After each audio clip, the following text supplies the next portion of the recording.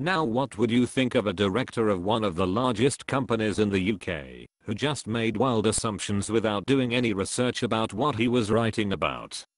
Consider this: Warren Buckley is the director of BT Retail Customer Service, and it's like the blind leading the blind.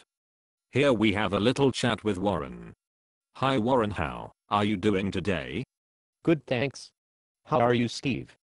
I'm good, thank you for asking. Now, no wonder the customer service agents screw up. They are only following the lead of their directors. I have seen call center agents who establish more about a situation than you, Warren. It's amazing to think you're a director of one of the largest companies in the UK. We challenge you with this. It is pretty obvious, now that you're not interested in the website that I built, www.btcomplaint.co.uk, about your lousy company, which ironically should be named India Telecom plc as opposed to British Telecom plc, as it employs far more Indian call center employees than British. If, as you say, your Indian call center of people who do not understand English properly is as good as British people working for BT, then you should transfer all your sales departments over to Bangalore, India. It just goes to show how you know the difference between British agents and Indian agents, and this really demonstrates the difference between the fact you just don't care about customer service. I would like to clarify that we do have more advisors in customer service in the UK than in India, and we have significantly reduced our reliance on offshore resource over the last 2 years. However, the customer satisfaction for our staff in India has improved significantly over this same time period and is on a par with the UK. I find that amazing. In the 96 calls over a 7-month period made to BT, 78 of those calls were answered by Indian call center agents which had major difficulties speaking and understanding English, and the customer satisfaction is abysmal in most my calls made to your company. The customer satisfaction is directly given by customers after their call with us, as we give you this option. I have no idea how you check customer satisfaction in 96 phone calls, all of which I requested the survey on every occasion. You have never managed the so-called callback, so you must only pick customers that you somehow managed to con that they are happy, and you don't want to hear from unhappy customers. A further issue is that on at least 9 phone calls to your company I have asked for you by name. I have been told that there is no one at BT with the name Warren Buckley, so it amazes me how we are speaking today. Is that so? I have no answer. In relation to www.btcomplaints.co.uk, why are you not interested in the website? I'm fully aware of this website and have viewed it regularly. On occasion I have contacted customers it has featured where this is possible and ensured that we resolved their issues. I would understand that you have been reviewing www.btcomplaint.com and not the site that I mentioned, www.btcomplaint.co.uk, which has only been online for a week. This would indicate that you have not been regularly monitoring the website as you claim.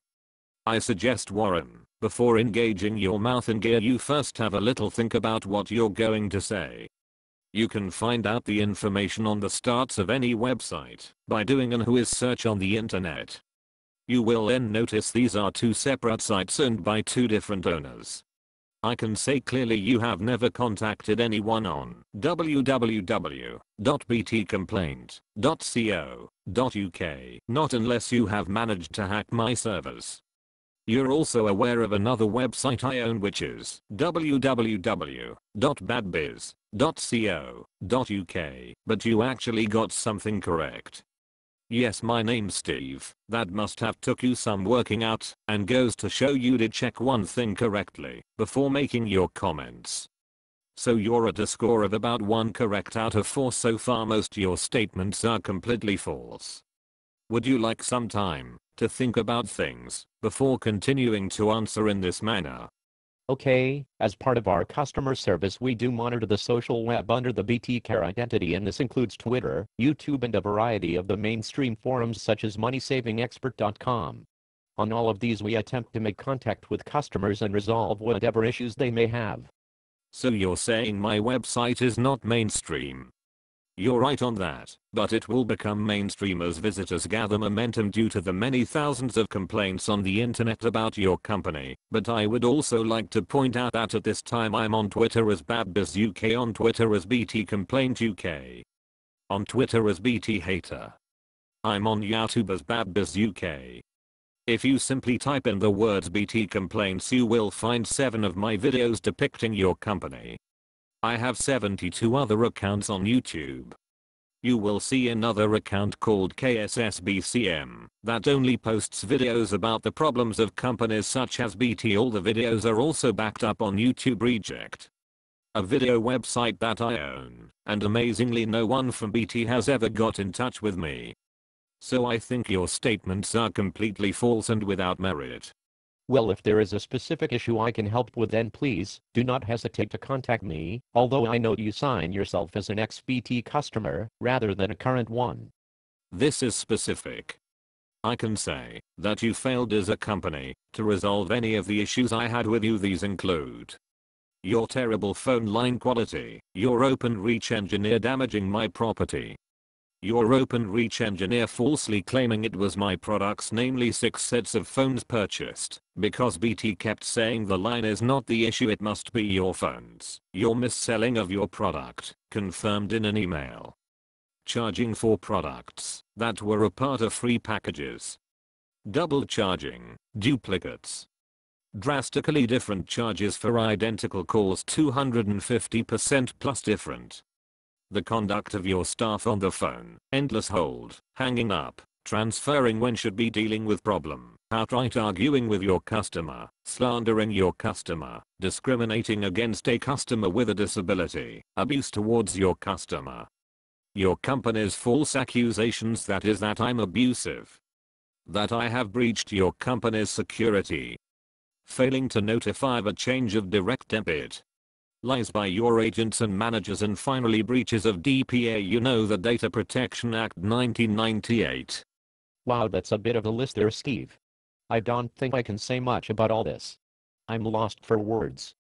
The only thing your company did is falsely accuse me of being abusive and falsely saying I broke security by publishing my account number on BadBiz. This is amazing. Unless you have 2 separate account numbers for your customers, forgive me for saying by 0207 can never be GB07. Is this some type of BT cryptic code? I don't have an answer to that one, but in BT's eyes, yes, 0207 does equal GB07. BT didn't think you would be so stupid to make that comment. Do you notify your customers that GB07 equals 0207? No, it's a top secret code that we use to terminate accounts with if we're not happy with the customer. I see. What do you think about BT discriminating against me in relation to my disability and the fact that proverbial clowns of your company could not care less? I have no comment to make on that. What about the 166,000 plus complaints I have found on the internet? Is there that many? I'm not sure about that, so I have no answer. So can we conclude that you, Warren Buckley, the so-called managing director of BT, does not really have a clue, and that you did not investigate the issues at hand properly? I don't think I have an answer for that. I think I'm going to suggest you go to our legal department with these issues. That's okay, Warren, I already have. I have also made complaints to the Advertising Standards Authority and Ofcom. Thank you for your comments today. Thanks, Steve. Can I go now? I feel crushed. Yes, you can go, Warren. Have a nice day. And you.